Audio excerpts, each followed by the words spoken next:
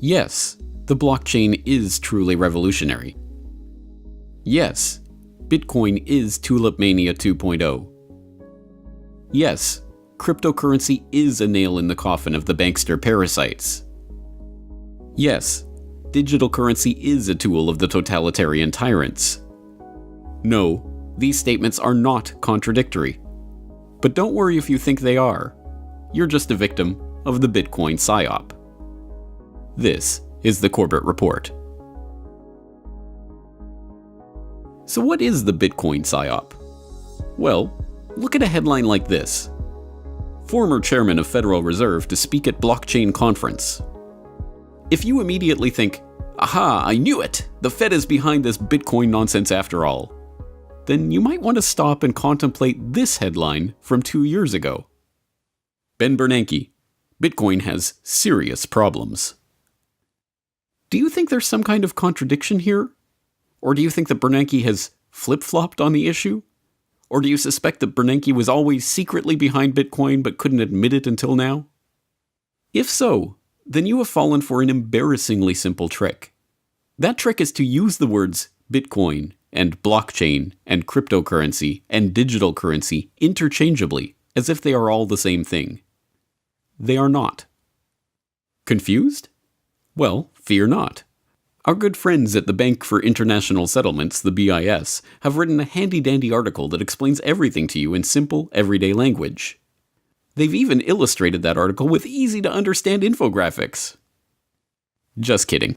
Their unwieldy article on central bank cryptocurrencies is a predictably hot mess of monetary jargon and Venn diagrams that somehow make things look even more complicated than they sound.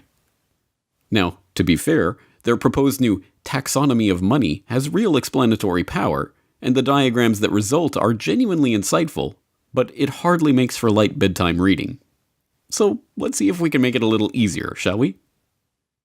A blockchain is a cryptographically secured ledger that can be permissionless and decentralized. The geeks in the crowd will appreciate the fact that the blockchain is a stupendously elegant solution to some incredibly complicated problems in the obscure recesses of arcane subjects like distributed computing and payment processing. But for the non-geeks, perhaps this will suffice. Some of the oldest documents ever discovered have been ledgers of one sort or another. Medical records, legal and business contracts, accounting ledgers. As long as there has been civilization, there has been the need for secure and accurate record-keeping of transactions and events. And since the birth of civilization, there has only been one way to keep those records. A system where a recognized central administrator stores, secures, and updates that ledger. Until now, that is. With the advent of the blockchain, an accurate ledger can now be maintained without a single central point where that information is stored, maintained, or updated. Registrars? Notaries? You might as well be talking about farriers and chimney sweeps. So how does it work? And what does it do? Mike Maloney, the filmmaker behind the popular Hidden Secrets of Money documentary series, describes it this way. The system that Bitcoin runs on is called blockchain. Think of it as a modern version of an old-fashioned bookkeeping ledger, but instead of a handwritten list of entries and calculations, a blockchain is a digital list of entries and calculations. A block is simply a bundle of transactions. Think of a block as a whole page of transactions in the old-fashioned ledger. A blockchain is just a chain of blocks. It's the same as a whole series of pages in the old-fashioned ledger. Easy, huh? Here's how it works. The Bitcoin blockchain actually exists in every one of the millions of computers on the network as exact copies of each other. However, for this example, so that we can zoom in and you can really see just how a blockchain works, I'm going to show it as one giant blockchain in the middle of a small network of computers. Let's follow a pizza transaction with Bitcoin. When the transaction occurs, it first appears on the network in a pool of unconfirmed transactions, along with thousands of others from all around the world. Millions of different computers from the network then gather some of these transactions and place them in their own blocks. The computers are all creating blocks constantly in the hope that theirs will be the next one added to the official chain. A new block is added to the chain every 10 minutes or so, when one of the computers wins the right to have its block recognized as the next in the chain and is rewarded with a prize of newly created bitcoins. The way a computer wins the prize is by trying to guess the answer to an extremely difficult math problem. In fact, the problem is so difficult that even with millions of computers making guesses billions or even trillions of times per second, it still takes roughly 10 minutes to find the answer. Once one of the computers guesses the correct answer and wins, all of the millions of computers on the network that did not win are instructed to throw away all the work they have done, update their ledgers with the block from the winning computer, and start again with a new math problem. In doing so, the computers use an immense amount of power and cost a literal fortune to run. So why do they do it? Because it can be very profitable. This is where the term mining for bitcoins comes from. Instead of striking gold by mining for precious metals in the wilderness, these computers are hoping to strike Bitcoin by mining precious numbers on the blockchain. But talking about the blockchain is like talking about the printing press. Yes, it's revolutionary. Yes, it will change the course of history. But what specifically does it print? Well, whatever you want it to, of course. A papal bull or the 95 Theses, the 9/11 Commission Report or the Road to 9/11, a GMO cookbook or the Anarchist cookbook, colorful pieces of toilet paper or Federal Reserve notes, but I repeat myself. So what does the blockchain record? Well, whatever you want it to, of course. It can be used as a tool for creating smart contracts, or registering land ownership, or creating decentralized cryptocurrencies. This is where Bitcoin comes in. So what is Bitcoin? Bitcoin is a peer-to-peer cryptocurrency whose transactions are recorded in a public blockchain ledger. There are 3 things to note about this description of Bitcoin. First, Bitcoin is just one application of the blockchain ledger technology. They are not the same thing. Bitcoin is not blockchain. Blockchain is not Bitcoin. Bitcoin uses the blockchain innovation to run an electronic payment system. It's important to stress this point. Confusing these terms is a purposeful tactic that a lot of 21st century snake oil salesmen are using to sucker a public that sees the Bitcoin bubble and believes this is the next great investment opportunity. This baffle them with BS technique has been ridiculously effective in some cases. In one infamous example, the Long Island Iced Tea Corporation recently rebranded as the Long Blockchain Corporation. They still make iced tea, they just added blockchain to their name, and the market responded. The company's stocks tripled overnight. This is the exact phenomenon we saw emerge during the dot-com bubble, when any company that added .com to their name saw their stock price rise. And it is a sure sign that people are being baffled by techno-speak that they don't understand in the slightest. Andreas Antonopoulos provides some straightforward advice for separating blockchain from BS. So let's get started. What exactly is going on here? Is this the greatest technological innovation and explosion of innovation since the mobile internet, or maybe even the internet itself? Or is this the greatest load of hype ever arranged around a technology in the history of technology? Both. And in fact, that's a characteristic of advanced technologies. I often say that where Bitcoin and the other open blockchains are today is approximately where the internet is in 1992. In terms of technology, in terms of infrastructure deployment, in terms of adoption patterns, this technology is approximately where the internet was in 1992. But the hype around blockchain is exactly where the hype around the internet was in 1998. You know what comes next. There will be a shakeout. When the waters recede, you can tell who on the beach wasn't wearing a swimsuit. They stand there naked. It's an empty promise. This will happen in the blockchain space. There is a lot of bullshit being peddled to VCs, to investors, to initial coin offering buyers, to uneducated investors. There's a lot of Ponzi schemes. There's a lot of pyramid schemes. There's a lot of empty promises. There's also a lot of business as usual disguised as innovation, disguised as disruptive technology. Now, out of that came this fantastic saying, blockchain is the technology behind Bitcoin, which is incorrect.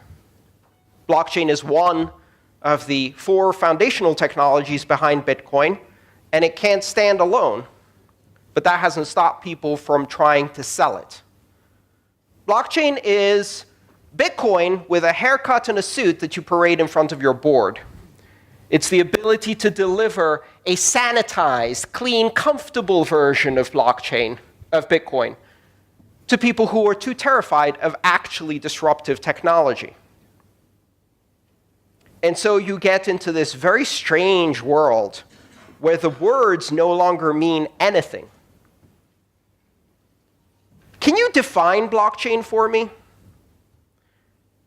I think a few people in this room could probably define blockchain, but the real challenge would be, can you define blockchain in such a way that I can't do search and replace with the word database and still make that sentence work?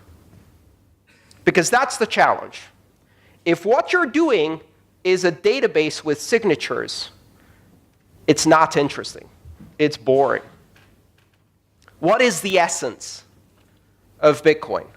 It's not blockchain. The essence of Bitcoin is the ability to operate in a decentralized way without having to trust anyone. The essence of Bitcoin is to be able to use software to authoritatively, independently, without appeal to authority, verify everything yourself. You don't trust the other nodes you're talking to. You assume they're lying. You don't trust the miners. You don't trust the people creating the transactions. You don't trust anything other than the outcome of your own verification and validation. And through that, you end up trusting in something more important, the network effect. Bitcoin introduced the concept of decentralized security through computation. And this has not yet sunk in. What Bitcoin does is it allows you to replace a security model that is based around concentric circles of access and control with an institution in the center, with a security model that is inside out, open and accessible to everyone, a security model that is based on market forces and game theory. It is the first market-based security model, where a series of incentives and punishments ensure that the ultimate result is you can trust the platform itself as a neutral arbiter that is not controlled by anyone, without third parties, without intermediaries. Bitcoin revolutionizes trust. The second thing to note in our definition of Bitcoin is that it is a cryptocurrency. That means it uses cryptographic functions to secure and verify transactions on the network and to control the issuance of new units. Bitcoin conforms to a certain protocol, and that protocol defines the rules by which the Bitcoin network operates. You can tweak those rules and create similar but separate payment systems, each with its own qualities.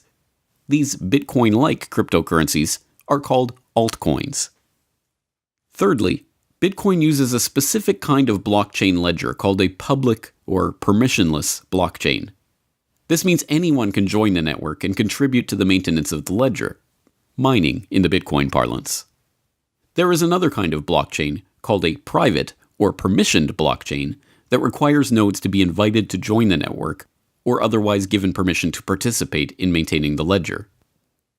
And as a further level of analysis, it should be noted that all cryptocurrencies are digital currencies, but not all digital currencies are cryptocurrencies. Oh, and then there's virtual currencies, which are technically speaking another thing altogether. Okay, this is starting to get confusing, isn't it? This is about the point where we'd need to bust out the Venn diagrams and start coloring the overlapping parts, right? Well, if you followed all of this, good for you. If not, don't sweat it. The point for today is simply to recognize that there are a lot of separate but related concepts here, and to talk about them as if they are all just one big monolithic thing is not just unhelpful, but purposefully misleading. So, with all of this in mind, let's look at those Bernanke headlines again. Former chairman of Federal Reserve to speak at blockchain conference. And Ben Bernanke, Bitcoin has serious problems. Are you at least beginning to get a handle on how these headlines are not contradictory? How it could be that a central banker could be interested in blockchain technology, but dislike the Bitcoin application of that technology? If not, think of it this way. The same DVD player that can play Century of Enslavement can also play The Federal Reserve and You. The same printing press that can print Crossfire, the plot that killed Kennedy, can also be used to print the Warren Commission report. The same web browser that can take you to CorbettReport.com can also take you to nytimes.com. And no, I'm not recommending that you go there. So yes, the blockchain could be used to create digital currencies that represent the very vision of a totalitarian tyrant's wildest wet dream. Central banks could use private blockchains to administer national digital currencies that permanently record and track every transaction in the economy. That currency could be distributed through government-issued digital wallets that act as an individual ID and allow the government to track everything you ever purchase back to you personally. It could be used to create the perfect system of panoptic oversight, and the totalitarians could, as sole proprietors of the private blockchain, target anyone they saw as a threat for removal from the economy by simply revoking their wallet. And yes, the blockchain could be used to create a digital currency that represents the bankster's worst nightmare. Free individuals could use a public blockchain to create a cryptocurrency not issued by or subject to any central authority. Or they could use it to raise untaxable crypto funds for agoristic startup ventures through unregistered ICOs. Or it could be used to transfer value or property instantaneously across the imaginary lines on the map that define the supposed boundaries of the would-be tyrants' geographical monopolies without the permission of said tyrants. Are you starting to get the picture? A gun can be used by a jackbooted minion of the police state to murder you and your family, or it can be used by you to defend yourself and your family. It is a tool, just like the blockchain, and can be used for good or for ill. So, what I'd like to equip you with is a set of criteria to understand when you are being presented with something, perhaps to invest, or to be employed, or to engage in some way. And it calls itself a blockchain, or a distributed ledger, or one of these other names that are coming out. How can you tell? Blockchain or bullshit? They both start with a B. What's the difference? If you can replace the word blockchain with database and the brochure reads the same, it's business as usual. It's not decentralized. It's not borderless, neutral, censorship resistant, open. It reestablishes trust in intermediaries. It's just a database. And that is not disruptive. The idea that we're going to take this technology and use it to improve the operating margins of centralized institutions of trust so that they can continue business as usual, I'd say it's abhorrent, but that's a strong word. It's just boring. Really, really boring. No one got into this in order to make a few billions for a financial services clearinghouse. And if you did, I'm really sorry. That's boring. What's really exciting is the possibility of fundamentally changing the way we allocate trust on this planet, opening up the ability to collaborate, transact, engage on a global level with everyone.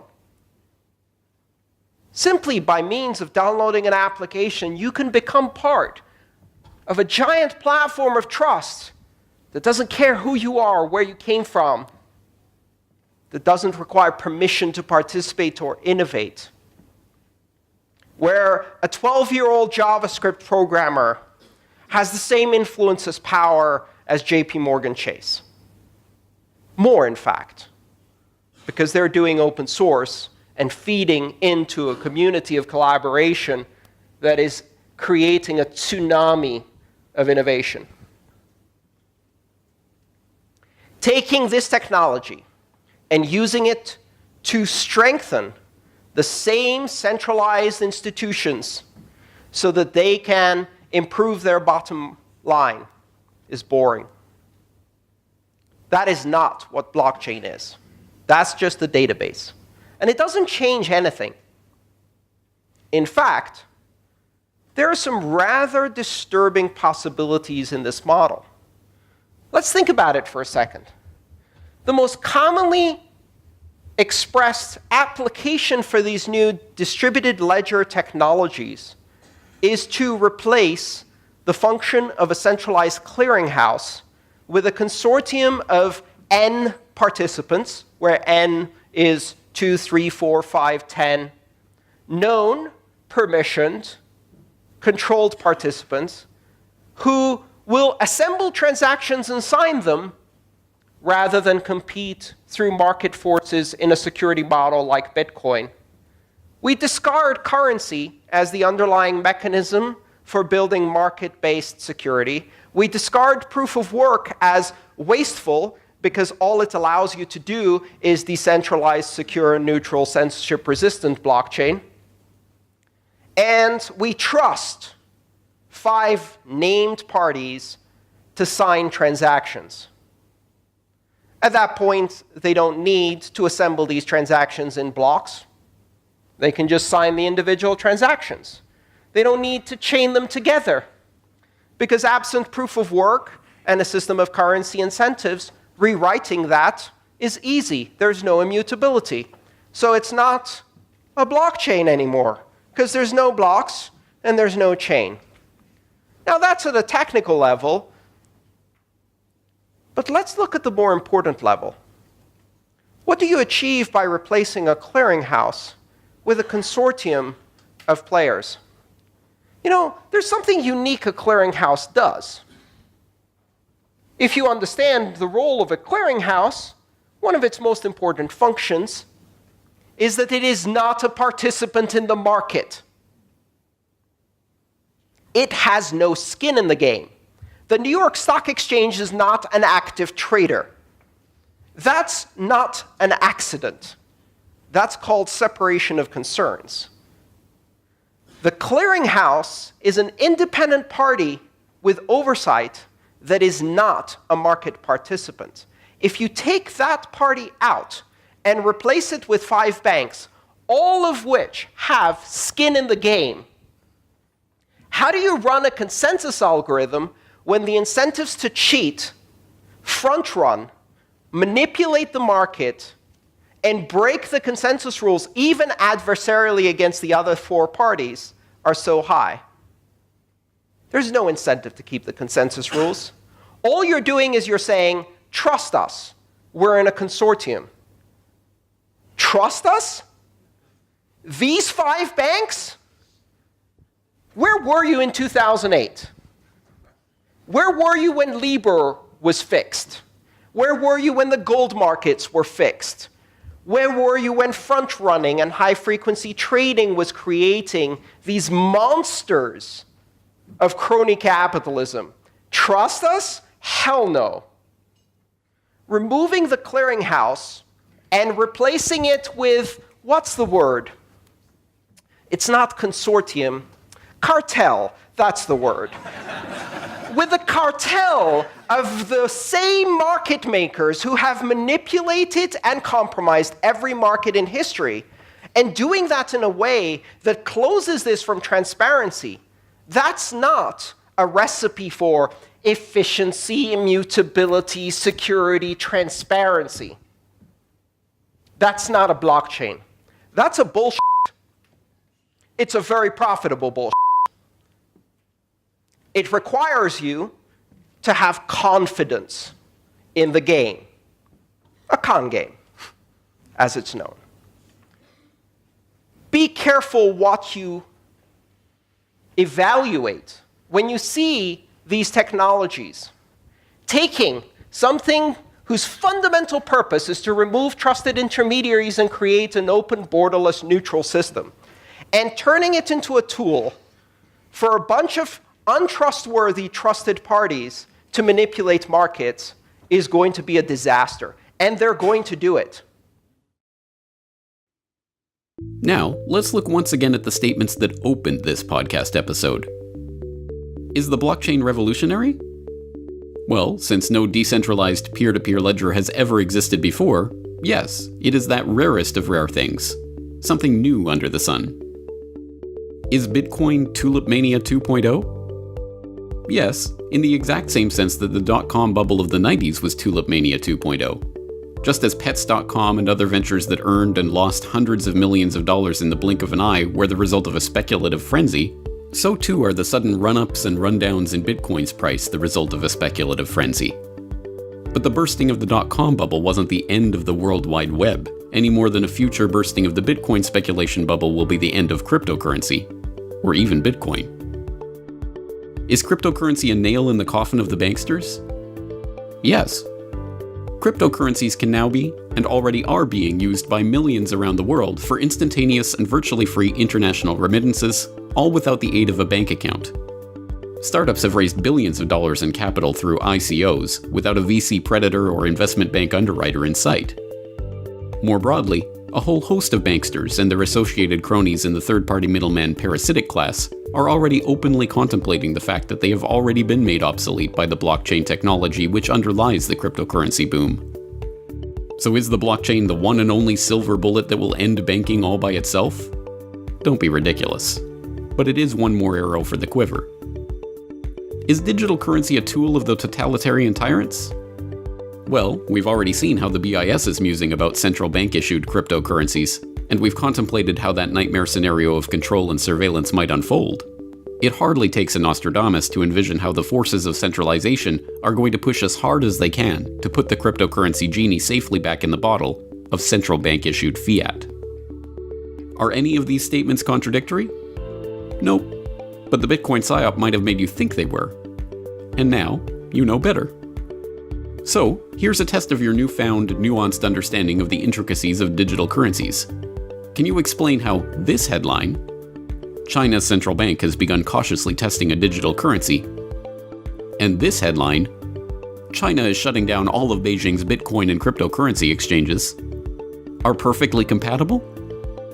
If so, then give yourself a pat on the back. You've just seen through the Bitcoin PSYOP. A version of this podcast first appeared in the Corbett Report subscriber newsletter in September 2017. To keep up to date with the newsletter and to support the Corbett Report, please subscribe today.